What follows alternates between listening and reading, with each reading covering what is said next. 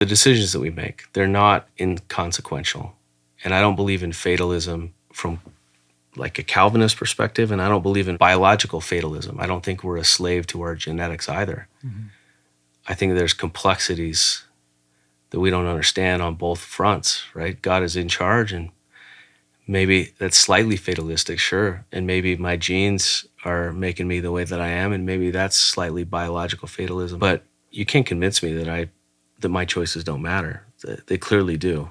And my own life is its own evidence of that. Mm-hmm. So that's one thing I won't be convinced of otherwise.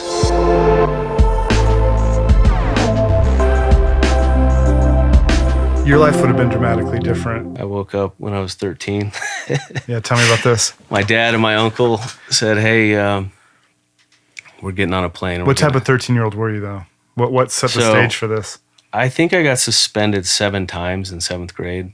You're 13 years old, is 8th grade, 7th, 8th grade? Yeah, so this is the end of 7th grade. Mm-hmm. In fact, it was yearbook day that I was woken up because I didn't get my yearbook. Mm. And they said, hey, we're going to go to Arizona. I was like, no, we're not. They're like, no, we are. This was early in the morning, right? 5:30 maybe. Caught the earliest flight to Phoenix. And yeah, I remember that day. I didn't know fully what I was into. I didn't know but I'm on the flight with my dad and I'm like, I'm not staying. I'm not, whatever this is, like, I'm coming home. And I really thought that I was going to talk my way back onto the plane. You're a good talker. You had probably good track record. I was pretty convinced I was going to persuade him, you know? Mm-hmm. And so we get there, and he goes and does his thing, probably filling out paperwork at the office, I'm sure. And I go to get a health and wellness check at a doctor's office. And I'm sitting there with this lady that works at Anasazi, which I had never known about prior. And I'm like, so what is this? Like, you go camping? And she's like, oh, no. Like, you're in the wilderness. It's not camping. You don't even have a tent.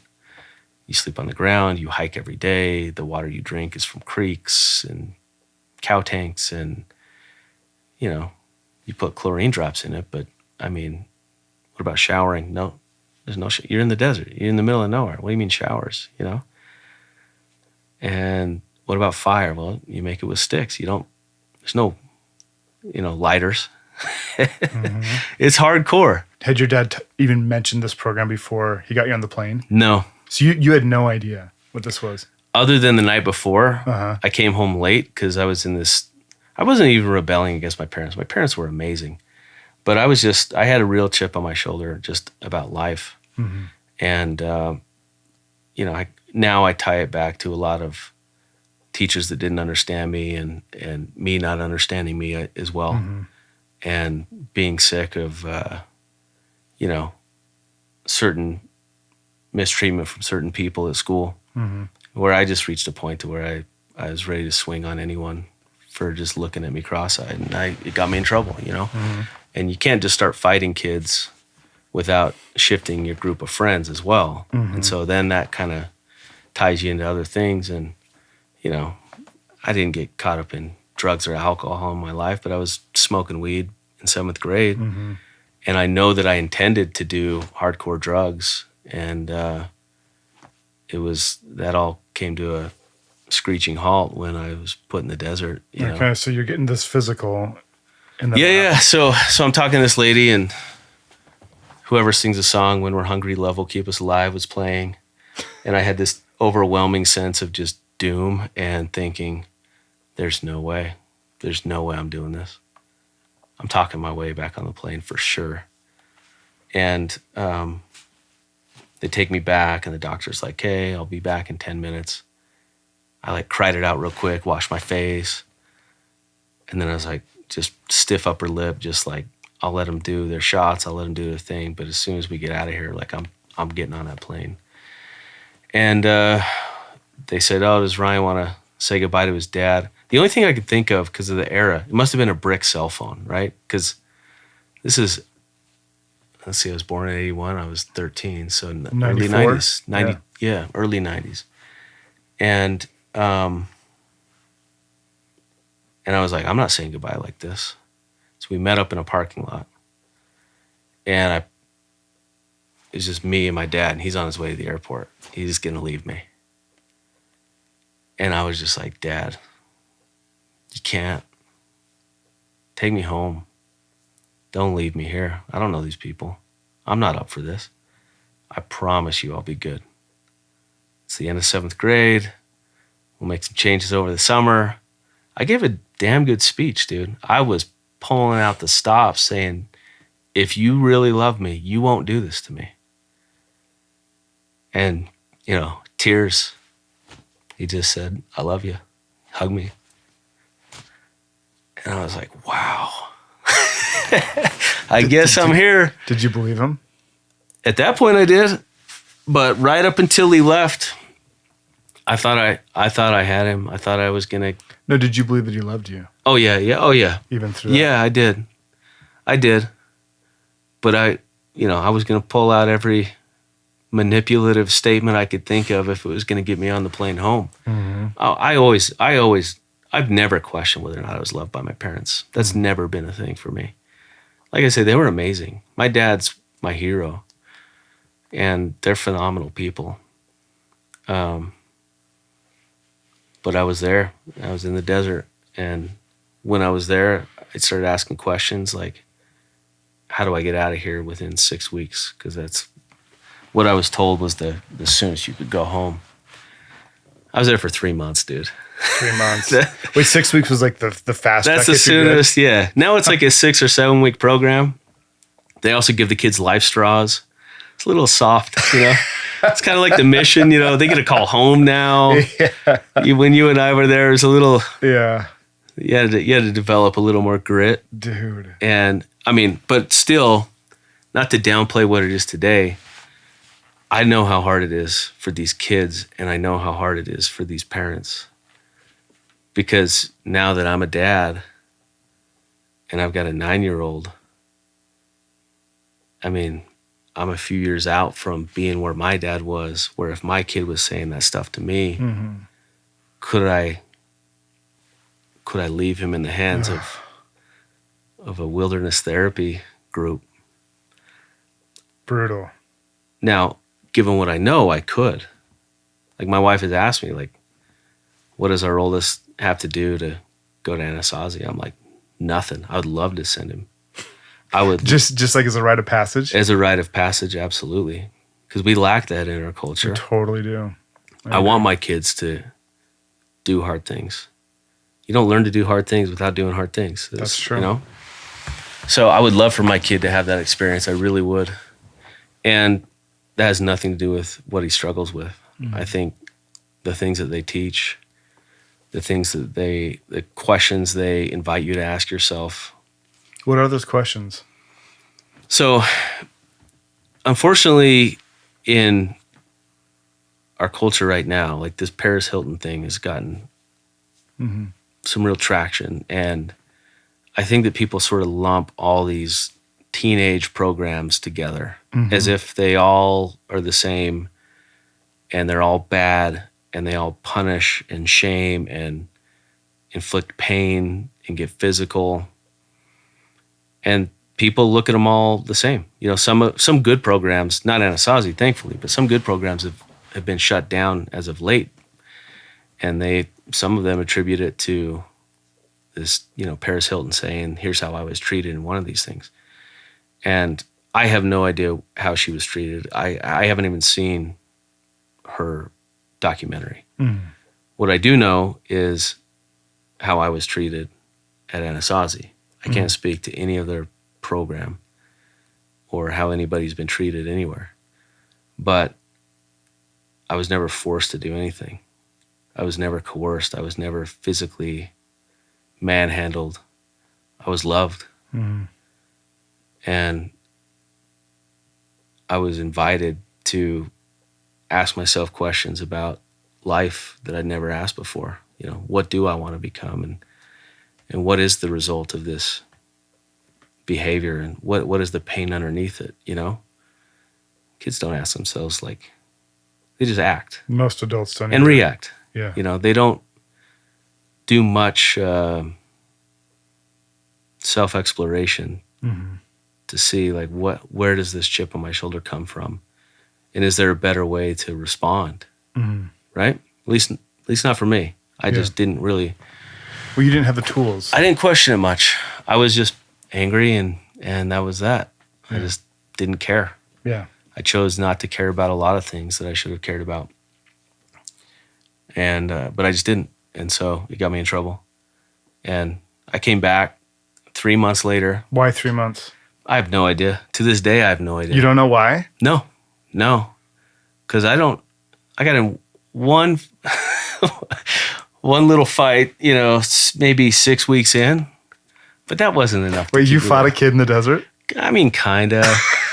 There was who, by the way, I'm friends with. Thankfully, it's all good now. I don't even remember what it was about, but yeah, that was about 6 weeks in, and I stayed another 6 weeks. And then in 8th grade, I had the same music teacher in 7th and 8th. And she pulled me into her office probably 2 weeks into 8th grade. And she goes, "What happened to you?" She pulls me, it's just like... Because she saw 7th grade. Yeah. Over the summer, you're in Anasazi. Okay. And I said, "What do you mean?" She goes, "You are different." And I was like, "You think so?" Yeah. Like she was dying to know what on earth happened. Don't we all love that, though, to know what happened when you see such good change? Yeah. And so I just told her, I was like, "Well, I went to this program and here's what it was." And she's just like, didn't say much. Her eyes are huge. And she's just like, "Well, whatever it is, that worked. You are different." I was like, "Thanks, Miss Woodfield." I think that was her name. And, I wasn't perfect. I wasn't even religious when I got home.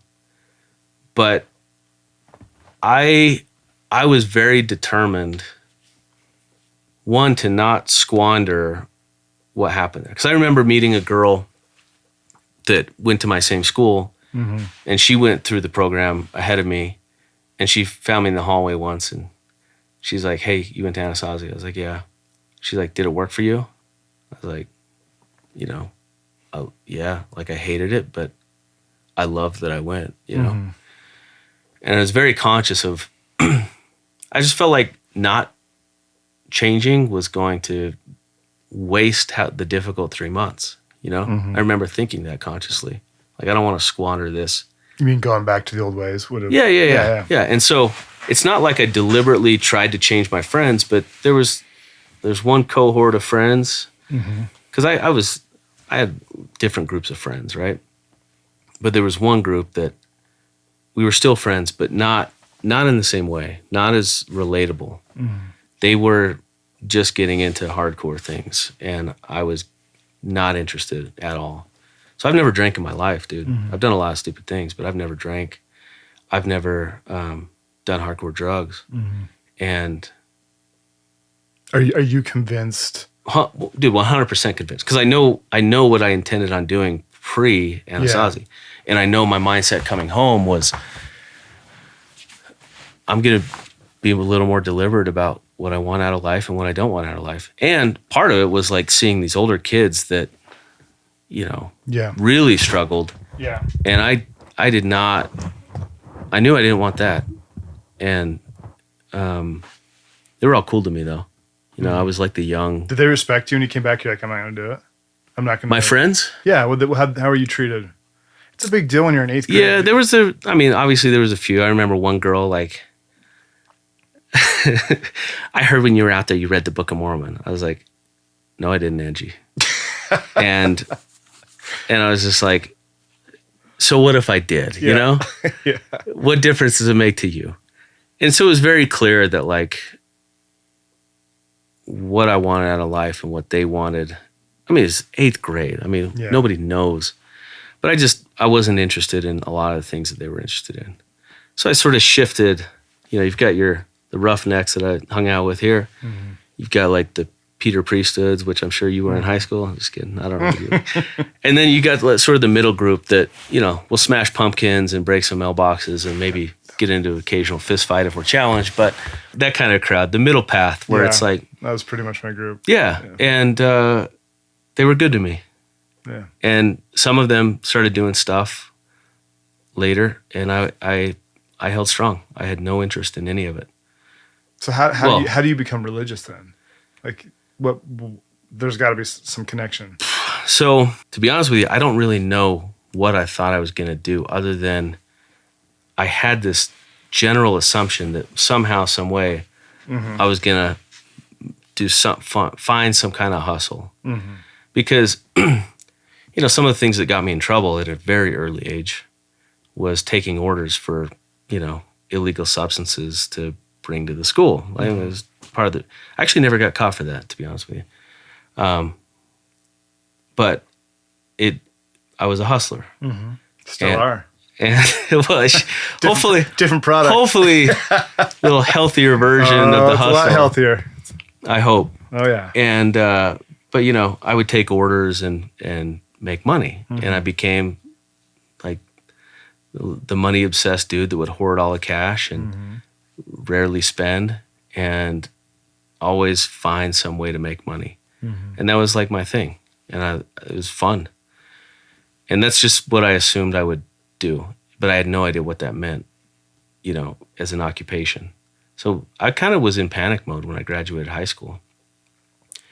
And this really cool guy, Brian Smith, gave me a job where every week I was in a different city installing these machines for fulfillment centers, right?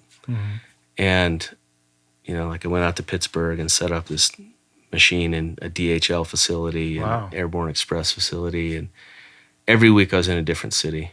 And I did that for months. And we would always stay in Marriott's. In Marriott, this is back when you couldn't scroll. You didn't doom scroll your phone because there's nothing on there. I'd maybe watch ESPN, but there's nothing to do really. And so, what are you going to do in Ames, Iowa? So sometimes I would pull out a copy of the Book of Mormon and read it. And there was a first. So I graduated high school having never read a book, cover to cover, never read. Wow. I cheated. I cheated on book reports. Yeah. My whole way of getting through school was to do the least amount possible but still pass. That's how I treated school, which meant I didn't treat it well. I didn't take myself seriously. I didn't take school seriously. Never took an entrance exam for college. Never. That just tells you how seriously I took the future. And for some reason, I just had an assumption that I'll find something. And after traveling around, I was starting to ask myself, just like at Anasazi, I changed my life through introspection and asking myself new questions. Same thing was happening post high school. And my dad and I had an awesome relationship. And I remember traveling with him on a trip to Jackson Hole, and he was, talking to me. And at that time I was very open.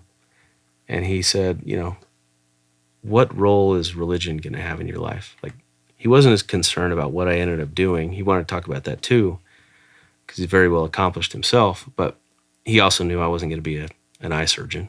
Like we both knew that early on. Didn't have the patience or the brains to do medical school. And I remember one road trip where I think we were coming back from Jackson Hole, and he's just like, look, just what role is any religion going to have in your life? And just start reading, why not? Surely you got to have something to keep you grounded and something to keep you oriented, something bigger than you. So it wasn't like, you got to read the Book of Mormon. It wasn't that. But that's what I started doing. And I started reading the Bible. And well, are you 18 at this point? How old are you? Yeah. Okay. All right. And look, I grew up in a very religious household. Yeah. But it doesn't mean I was going to church. Yeah. I wasn't really going to church. And when I was there, I wasn't all that interested, except for, a couple girls that happened to go sometimes that weren't interested in me because they were at church and I wasn't. So, I started reading. And when I was 18, I got in one fight and I beat him up. And I got in trouble. And I remember calling my mom saying like, hey, cops might come. I think my hand's broken and I'm not coming home for a while. Let me know what happens. I'll call you later. Oh my gosh. Because I didn't have a cell phone. I had a pager, okay? Yeah. And sure enough, my phone's buzzing. I'm icing my hand at my girlfriend's house. And I call my mom later, and she's like, the cops came. 1, let's go to the hospital. 2, you got to call this guy, the school officer. And I was just 18, barely. Mm-hmm. And I got charged. And I went before a judge, and he said, if you see me again, you will serve 3 months in jail. Well, I got in another thing, and I thought for sure I was going to jail. Oh, you got in another fight after that? Mm-hmm. Did you go before him again? Yeah, same judge. And? And he had it, they document these things. Mm-hmm. And my buddy's dad, who is a phenomenal guy, he's an attorney. If you see him at his house, he just sits in his chair and he's always just pondering. He's a very introverted guy, a charismatic introvert, right? Something I can somewhat relate to. We go before the judge, and he's like, hey, can we speak with you privately? So we go back to the chambers, and the security's in there. And he's like, I know this kid. He's a good dude. He's a good kid. I've known his family, and he's going to clean up his life and serve a mission. And I'm like, wait, he didn't talk to you about this before? Nothing. Oh my gosh. Afterwards, I was like, hey, I'm not. And he's like, you're going to clean up your life and serve a mission. And who knows how much that played on the subconscious, but I was still walking out of there determined I was not. So anyway, we go back. and I don't know if this should be published, but because it's probably not common protocol that this should be an influential thing. But we go back and, well, let's go ahead and play it because he's not a judge anymore. He's retired. He's retired. So we go back and he said, we're going to set this over here. You're sentenced if you do something again. Mm-hmm. But now you're just going to get a taste and go serve for 24 hours. Exactly 24 hours. Mm-hmm. He's like, and he said, when do you want to go? Now or a week from now? I was like, let's just go right now. Call my mom. I was like, hey, here's what happened. I'm just going to go over here. And then my cousin picked me up from jail, and we went straight on one of these business trips, Mm-hmm. And, it's not like the jail changed my life. It was only 24 hours. Mm-hmm. But I was in there with Dr. Weitzel, the guy that killed probably 6 people, I think. Oh my gosh. And he asked me for my itinerary, they give you weird the standard stuff. And I was like, yeah, dude, whatever, just take it. Don't kill me. And he was just pacing like crazy-eyed guy, really insane. Mm-hmm. And I also had to go and do anger management. And so it was it's not like that changed my life, but going to anger management when I don't think I was angry, I think I was just had a chip on my shoulder and I was down to defend myself and fight. But being sentenced and then also being in there with these guys. And I remember one guy that was in there with me told me, he's like, I served a mission. I love the church. He's like, but I'm a fraudulent guy. I'm a fraudster. Anything fraudulent you can think of, I've probably done it. And I'm lazy. And I wish I would have been a better member of the church. That's what he told me. And the other guy was a gangbanger that was also reading the Book of Mormon in there. And he was telling me, he's like, I've never been religious, but I'm trying to find God. And I couldn't really relate to either one of those dudes at all, really. But I was asking myself similar questions as the second. Just like, okay, what role will you have in my life? Because clearly this ain't working out as I'm going. Yeah. And I remember going to anger management, and the dude was like, where are you going to go to school? Oh, he said, look, I'm in here teaching people to beat their wife. You're not my normal, you're not the normal person to come in here. You don't have an anger problem. This is probably 2 or 3 sessions in. You have an ego protection problem, and we can talk about that. But what we're really going to talk about is, what do you want out of your life? Where are you going? And this guy was really inspired. And he asked me, like, what about college? I was like, I never took the entrance exam. He's like, what about Weber State then? They'll take you. I was like, I'm not smart enough for Weber. I told him that. I legitimately told him, I was like, I'm not book smart. Because at that time, I wasn't reading books. Mm-hmm. And he's like, you're smart enough for Weber. Well, I teach at Weber now, right? Yeah. So it's kind of funny to think back on that conversation. And then we talked about religion, and we talked about what I wanted.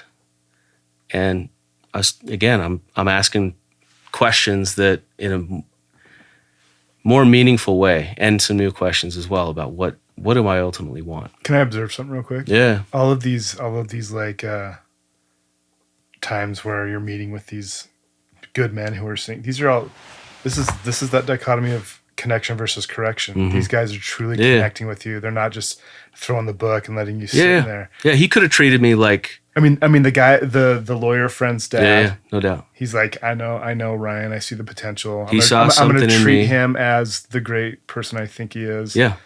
This correction officer. Dude, I love that you're having all these like life-changing experiences. And you're like, yeah, I didn't connect.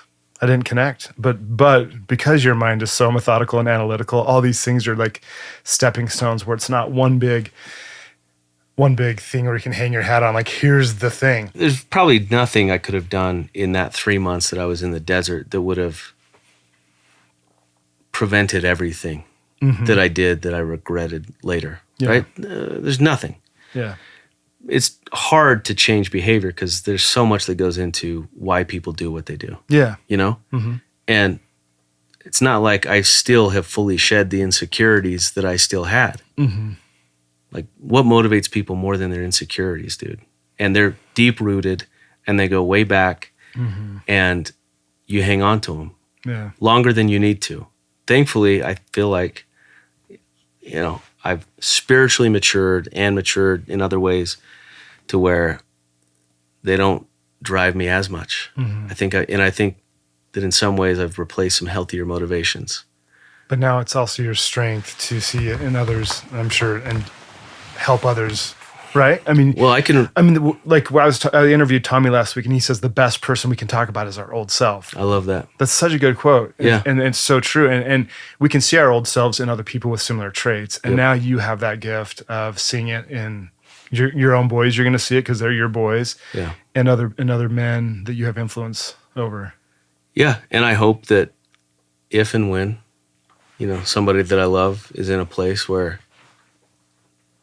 they are not living anywhere near their potential because of the mental funk that they're in or the things that are going on inside their head, that maybe, just maybe, I can invite them into get them out of the vicious cycle, get them into a virtuous cycle of new habits and new thoughts and new questions and new ideas. Through connection. It's kind of a motif now on this. Because I'm not going to change anybody's behavior, and neither is anyone else. Nobody can scare someone straight. I don't believe in that. Mm-hmm. But asking good questions, first of all, that's the only thing I've ever done to change my life, is asking good questions. That's the only thing that's ever led to a creative business deal. I don't have any hard skills. It all started with a question of like, what about this? And what if that? And okay, you say no, but if I could is there a way I could structure this to where it would work?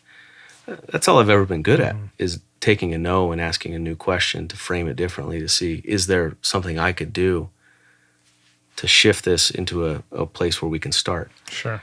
And that's how I've made it. That's my occupation. Yeah. Is asking questions. Well, I think that's truth, right? Because it's working for you. Yeah. And maybe that's the best way to connect with somebody when they're in the struggle, is first of all, you're genuine in your concern and you sit with them. And then I don't think that we do a very good job of like telling people what they already know to change anyone or inspire anyone. Maybe that's a better word, because it's just granted we're not going to change somebody, but inspire, right? Kick off a new. Can we invite newfound motivation to start differently? That's inspiration, and maybe we can inspire each other a little bit. So back to the jail cell. Do you feel like this, or anger management? Do you feel like this guy? You said he was inspiring you or giving you good questions?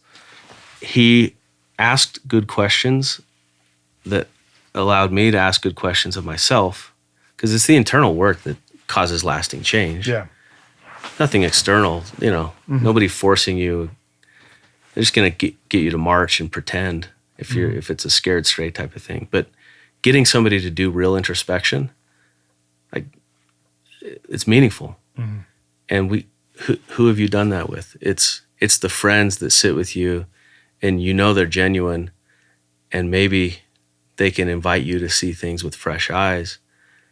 And that's what I think friendship is. That's where I think the godly aspect of friendship, I didn't come up with this, but I heard a talking head on YouTube once define friendship as somebody, there's buddies that are just fun to be with, but that's different than friends. Friends are more rare. A friend is someone who is genuinely interested in you obtaining wisdom. Mm-hmm. That's what would make a friend, which means they might tell you some things that you don't want to hear, which means they're genuine in speaking with you. They're not just there to see, like, what's in it for me? What can I get out of this guy? And they might win you over and ask you a new question to say, like, hey, maybe you could approach things a little differently, and here's how I see it. And I've had many friendships like that, thankfully, where sometimes I've been there for them and sometimes they've been there for me, but these are like soul to soul, meaningful, true brotherhood type of relationships where I know that they care about me and I care about them. And that's what I got out of these older mentors at that time in my life too. Mm-hmm. Genuinely cared, genuinely were interested in my future well-being, in me genuinely caring about me obtaining wisdom. And they went out of their way to invite me to look at view myself a little differently. Not by telling me, not by lecturing. It was all invitational. And that's the beauty of Anasazi. It's invitational. It's not coercion. Mm-hmm. Okay, so you finish anger management. Yeah. You're asking yourself better questions. Yeah, and now I'm reading for the first time, right? You're reading for the first time ever. Now that I'm... And the first book is what? The Book of Mormon? It was. Cover to cover, first book was the Book of Mormon. And think about it. I couldn't be told, you have to read this book. I had to cut corners because of this chip on my shoulder.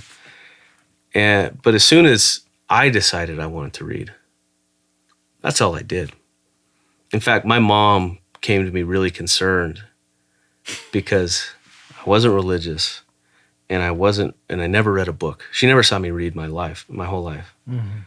And all of a sudden, I'm going on these trips, and when I'm home, I would, no joke, spend 6 hours a day just reading. And she looked at that, and she was like, she wondered, am I having some kind of a psychotic break? Yeah, maybe. Because it's bizarre behavior given where I was and what I was into. And, it's not like I just immediately took to it, but I was asking real questions, and I felt like I had the spiritual experience that I was seeking that was just enough of an answer to not give me all the answers, but to tell me this is where I need to be. This is for me. What was the driving question at the time? Like, is it God? Are you there? Is it like, is this book real? Like, what? Is there anything to this, and do I want it in my life? Those were the questions. And I remember going to my dad. I'm like, I mean, come on, angels don't give books to boys, right? Yeah. That's a Sterling McMurrin line. He goes, I decided a long time ago that angels don't give books to boys. It's not like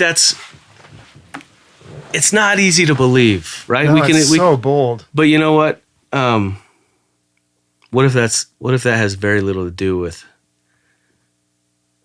the whole process of becoming a believer, And we're not driven by our feelings, but there are visceral ways of knowing as well. Mm-hmm. They're not all in your head, because I can make really good arguments for a lot of things in my head that in the end I know are bad arguments too, And I remember the first time where I thought, wow, this is the Spirit. This is what it feels like. I remember thinking, I can explain this away in my head and dismiss this if I wanted to. Mm-hmm.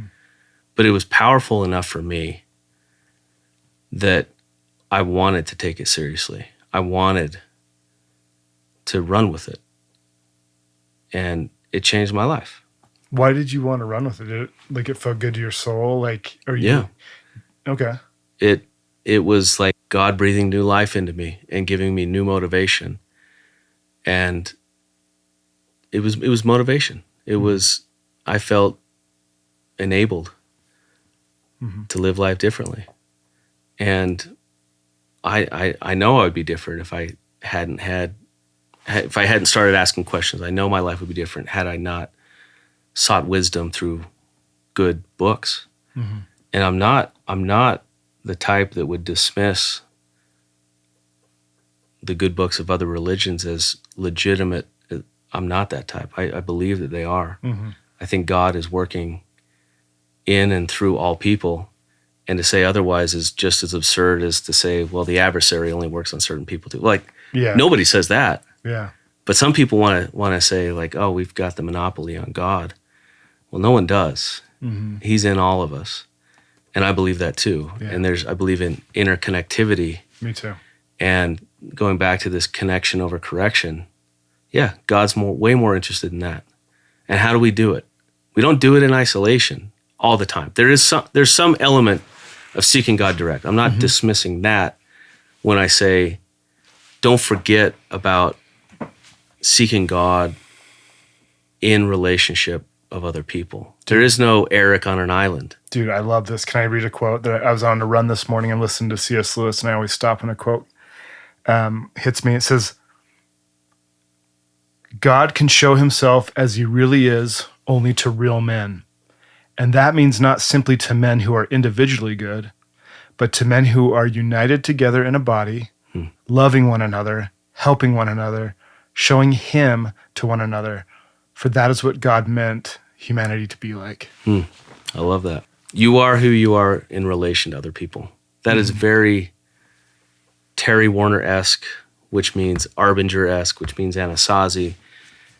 The concept of, I'm going to butcher the name, but Ubuntu, the South African word, where it's just this concept that my humanity is bound up in yours. Mm-hmm. And how I treat you and how I treat myself are interrelated because you and I are interrelated. There is no me outside of relation to other. And that's a beautiful concept because it's dude, to go even further, and I don't remember what scientific law this is, but have you heard of the idea that a system in a vacuum will ultimately go into chaos and decay? But once that system bounces into others, they all progress and evolve into more sophisticated systems, and they become healthy. Yeah. Even on a biological based level, it's the truth. I believe that. Yeah. I really believe that. I believe in a collective unconscious, which is another reason why I believe that, sure, some religions might rip off the good ideas of the other, and that could explain why a lot of religions have a lot of very similar stories. And it could also be God sharing the same ideals and concepts from a much more collective unconscious level, almost like, we can tap into something, tap into the knowledge of the universe that exists and seek insight. And what is revelation if not tapping into some collective unconscious source of truth that's bigger than us? I don't know. I don't know what it is if it's not that. But do you believe it works? It works. I firmly believe it works, I don't know everything. Yeah. Nevertheless, you're right? Nevertheless. But I think I know some things. Yeah. Yeah. And I know who I trust. And I don't want to break that trust or give up that trust or dismiss it either. Because if I really wanted to, maybe, I suppose I could. But it's not like that would be true to me either. It's in my bones too much to dismiss it. And there's not a single week that I go to church where I'm like, no, I don't view it that way. Every week somebody says something where I'm like, yeah, that's not how I. However, if I could go back and listen to myself as a missionary, I would do the same thing to myself back then. Absolutely. Right? Absolutely. So it's not, I don't want to get too hung up on like truth with the capital T as if we can find it and figure it out and we have all the answers. Mm-hmm. My religion does not have a systematic theology where it's all buttoned up. Mm-hmm. Bruce's book doesn't really do it for me. Mm-hmm. you're talking about Bruce McConkie's Mormon Doctrine? It's a presumptuous title, right? Yeah, it is. Has been used culturally as if like, well, here's the handbook. Here it is. Yeah, if you don't like it, you're wrong. Yeah. And not to dog on Bruce, God rest his soul, you know, cut that part out. Yeah. but I think that it's way bigger than that. God is way bigger than my religion. Mm-hmm. My religion, if lived properly, because it can be perverted, it can be abused, it can be completely misunderstood, and be a double-edged sword that is not good. Of course. Mm-hmm. That has nothing to do with whether or not it is a resource that God has granted me to enable me to find him. And to usually find him through serving those that I don't initially want to serve, but I'm amazed at some things that I learn by doing things that I initially don't really want to do. Mm-hmm. And going back to the discussion with my wife, I'm not interested in a marriage that doesn't demand a better version of me. I'm not interested in a situation with my kids where they're just supposed to do what I tell them. I'm not interested in an occupation where I'm not challenged all the time. And I'm definitely not interested in a religion that doesn't require and demand progression and sacrifice. Because what are we worshiping if we're not sacrificing? That's a real question, right? If it doesn't demand something of you, like I'm not inspired by the faith promoting stories that we sometimes hear where it's like, I wanted this and I did this and God gave me what I wanted. Mm-hmm. That's, to me, that's not, sometimes that happens, sure. Mm-hmm. It's not inspiring though, to me. You know what inspires me are the stories where people are like, it's the last freaking thing I wanted. But I knew that this is what I had to do. And here's what happened. And I'm so grateful that I did it, you know? Mm-hmm. Those stories inspire. God is calling us to be better. And some people can only be better after they're told that they're okay and worthy as they are too. So that's a bit of a paradox, right? Mm-hmm. That I think a lot about. I'm not making a call for like, you know, running faster than you have strength or being overly dogmatic or having a list of rules that you just have to follow to a T at all times. But if you view the commandments correctly, every single commandment that we are given, if you view it as I do, and if you really, sometimes you have to really think about it, but each one is an invitation to enable us to love more. And if it's not, then we should think about it as such and live it that way, right? Sabbath is not for the man is for the Sabbath. Same thing with every commandment. It's not arbitrary. It's not blind obedience based. It's, you know, bridle your passions that you may be filled with love. Not just sexual passion. It's any passion, because you don't want to be, Eric doesn't want to be left to Eric's own devices. Yeah. And if you do, well, you know, best of luck, buddy. But like, if you lived a higher path and that higher path was constantly inviting you to learn how to love a little bit more, if you could view it that way, I don't think you'll get as irritated by people in your ward. I don't think you'll get as irritated by the demands if you can view it that way.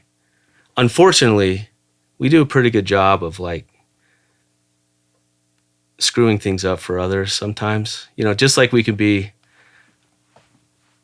instill and invite positive motivation, maybe sometimes we do a poor job and make it too much about the wrong things. And I say that because I know a lot of people that have left, and if I had the same assumptions that they did about what the ultimate meaning of certain things were, sure, I get it.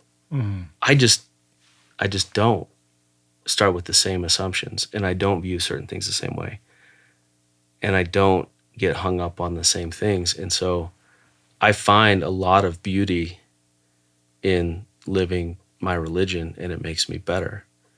And it doesn't mean I can't find fault with things. I can be I'm critical by nature. This is how my brain works. But a critic that won't recognize beautiful things, I know it's not what I want to become in any regard. I find myself talking Catholics into being more Catholic, Jews into being more Jews, Muslims into being more Muslims. I have regular spiritual talks with, in fact, on the way down here, my Jewish buddy, I call him my Jewish bishop. He's what they would call a mensch, very wise. He's probably in his, I don't know, he's probably 60 something. He has a kid that's, a decade younger than me. So he's old. He's got a couple decades on me, at least. But we talk spirituality all the time. Now, I'm not giving up Christ. I won't. He doesn't have Christ. At least not in the way that we do.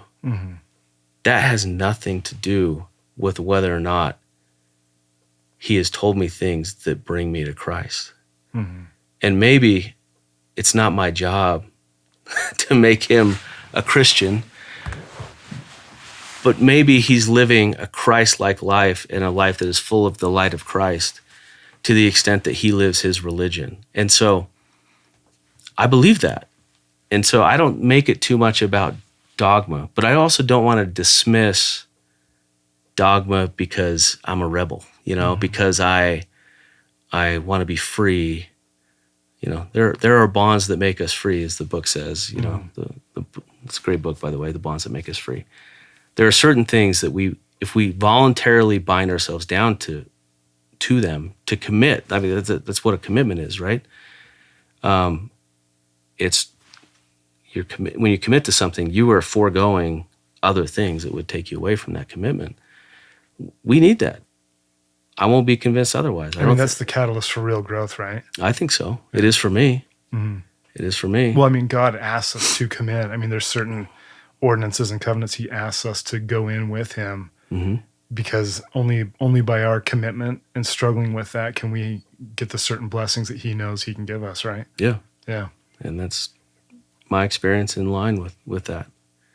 And when I see others where they say that's not my experience, like maybe they'll come around, maybe they won't. Maybe they'll find beautiful truths in other ways. There's still something in it for them even when they leave. God's not done with them. I don't believe that God writes people off as much as we do. He never throws in the towel. He doesn't. He doesn't. He can't. I don't think he could be. It's not in his nature. Yeah. Yeah, it's not his nature. It's impossible. Yeah. God is love. And if he can't love you in your sins, he can't love you. If his love is tied to your commitment to a faith community or not, well, that's very limiting. It's way bigger than that. It's not about that. But I want to say, though, there's a lot that you give up by leaving your faith community. Even if, I'm not just talking about my religion. I'm talking about any religion that keeps you grounded, that keeps you looking up, and that keeps you centered and keeps you serving other people and enables you to do that. I mean, it's a real resource that, when things got hard in Christ's day and he asked, will you go away also? Because people were leaving him in droves. He said, to whom shall we go? Yeah, this is hard, but it's not like I have some alternative path that's going to get me what I crave, which is connection to God through connection to my community. And there's a lot of complexities that go into that, a lot of, for example, I mean, if somebody has real attachment issues and they're anxious avoidant in their normal relationships, of course they're going to have that issue with God too, These are complex things, and it's not like we can just fully unravel it in our head. And that's the beauty of balancing head with heart. Too much of one at the cost of the other is a problem. But sometimes you can only see truth in wrestling with both at the same time when they're seemingly inconsistent. I think that's so profound. I mean, you aren't going to find truth unless there's a wrestle. I mean, it's just part of the package. That's my experience. There has to be a wrestle. Yeah. Well, dude, I think that we have run the gamut. I mean, I think I'm so grateful for the wisdom you've shared. Is there anything else you want to wrap with? I mean, anything else you feel passionate that you want to, in your story, that you want to share? I mean, I'll state that I'm probably not the authority on any of this, right? I'm just a person that takes questions very seriously, and I can't stop questioning myself. Well, Ryan, this is the whole point of the podcast, is to help men feel less alone in their struggles and to show guys who are living lives with the divine. So the point of this podcast is I'm not bringing authorities on to preach or teach. I'm not a guru. Yeah, and I didn't bring you on for that, but you've led a fascinating life and you have very thought out, deep, introspective connections to the divine that that's why I wanted to bring you on to show that. And I do want to be a seeker of truth, and I do want the choices we make matter. I believe that. Mm-hmm. I believe God is in charge. That's a paradox that we got to wrestle with. And both are very true. I firmly believe. And so the decisions that we make, they're not inconsequential. And I don't believe in fatalism from like a Calvinist perspective, and I don't believe in biological fatalism. I don't think we're a slave to our genetics either. Mm-hmm. I think there's complexities that we don't understand on both fronts, right? God is in charge, and maybe that's slightly fatalistic, sure. And maybe my genes are making me the way that I am, and maybe that's slightly biological fatalism. But you can't convince me that my choices don't matter. They clearly do. And my own life is its own evidence of that. Mm-hmm. So that's one thing I won't be convinced of otherwise, right? Yeah. And I just think that we're all here to help each other.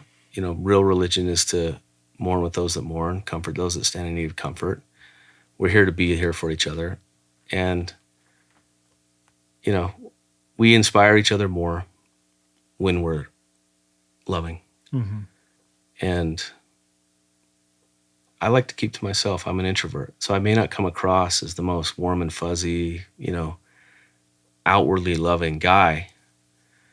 And I don't have a very good poker face either, you know. My wife has told me that. But if I ever mistreated anybody, I would really think long and hard about what's my role to reconcile. And I've had some hard, you know, if you're an entrepreneur, you're going to have difficult situations that are interpersonal mm-hmm. difficulties, right, with other people. But I hope that nobody would ever assume I was dishonest. I would hope that nobody would ever assume I deliberately mistreated them. Misunderstandings happen, and I'm guilty of not communicating better in a lot of situations. But, you know, I need something to keep me in check, and so does everyone else. You know, the Ice Cube line. Check yourself before you wreck yourself. Yeah. That's it. That's got to be Allison tells our kids that all the time. Yeah, it's scriptural too. It's in there too. You know, Ice Cube was onto something. That was him tapping into the collective unconscious mm-hmm. with that. Dude, wisdom from all angles, man. Yeah. I love and it. I'm not interested in numbing and just coping through life and drowning my pain in Porsches, like Jay-Z says. You know, I'm interested in not needing to numb, and instead of flexing on social media, I'm a little more interested in avoiding the need and checking myself and questioning the need to flex.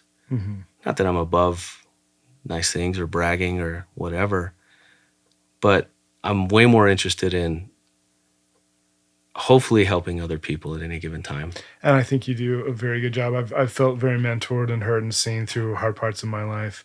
And I'm very grateful I got to bring you on here because you are like a silent assassin. You don't really, I mean, you do share your thoughts and stuff, but you're not out there flexing. And I hope not. No, you're not. And that's why it's such a treat to bring you on here. And what is a what's the value of a good life if you're not sharing the good parts, and motivating and uplifting, sharing the good and bad, but sharing that life. So thanks for coming on. Love you, buddy. Love you too, buddy. Thanks, bro. I hope you enjoyed this episode. More importantly, I hope you feel closer to your Creator. If you find yourself wanting to strengthen your relationship with God, I'm a huge fan of the Skylight app. It's full of beautiful, high-quality daily spiritual practices. Finally, never forget, in all things, God works for the good of those who love Him.